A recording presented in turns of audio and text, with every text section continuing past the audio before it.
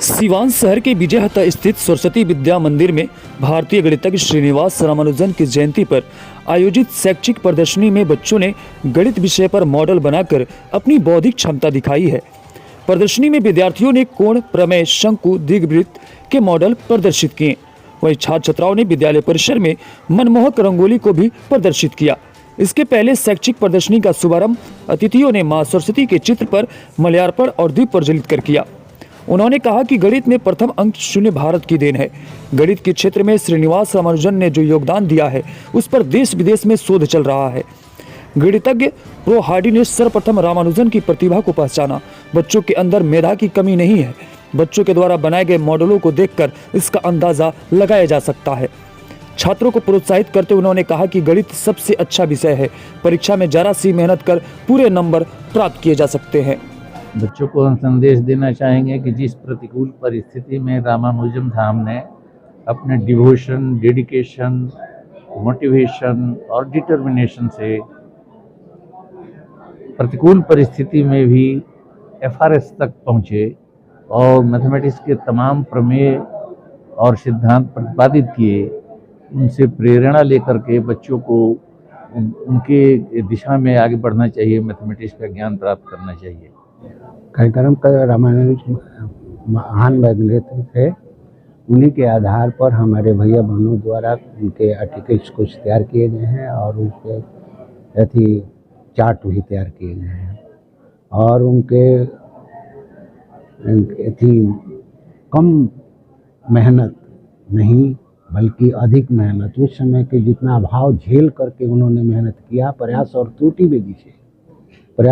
विधि से उन्होंने जो मेहनत किया और सफल हुए, उन्हीं को आधार मान करके हमारे भाइयों बहनों द्वारा चार्ट का निर्माण किया गया है और सामने प्रस्तुत किया गया है। यह मुख्य उद्देश्य इसका है कि जागरूकता लाना।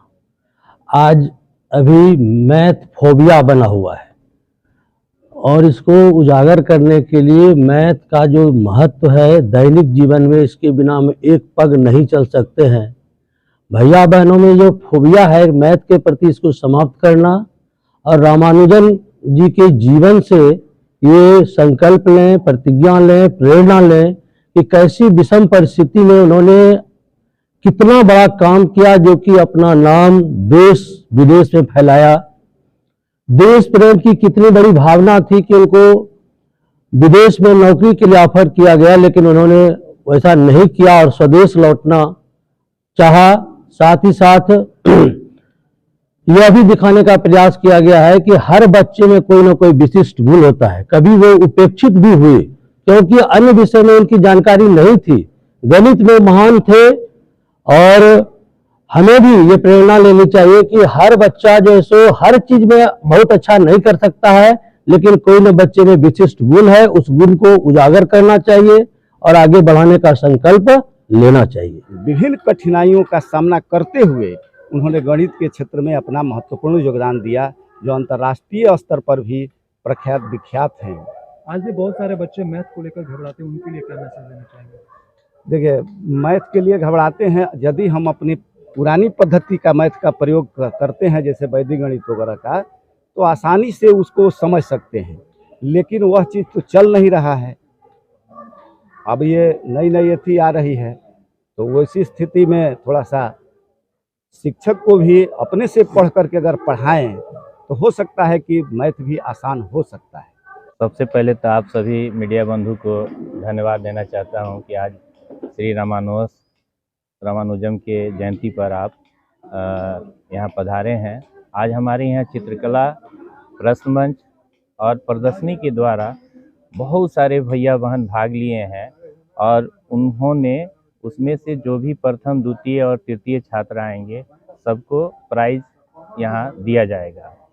और आप रामानुजम जी के बारे में सब बताइए रहे थे रामनाथ सर, लेकिन हम ये बता दें कि मैथ के क्षेत्र में भी हमारे विद्यालय के प्रियांशु कुमार क्लास 8A के भैया, जो अखिल भारतीय स्तर पर अपना परचम लहरा चुके हैं, अभी उन्हें प्रथम स्थान मिला है। विद्यालय के लिए बहुत गौरव की बात है। और सभी आज हमारे प्रांगण में भैया बहन काफ़ी हर्षोल्लास के साथ इस जयंती को मना रहे हैं।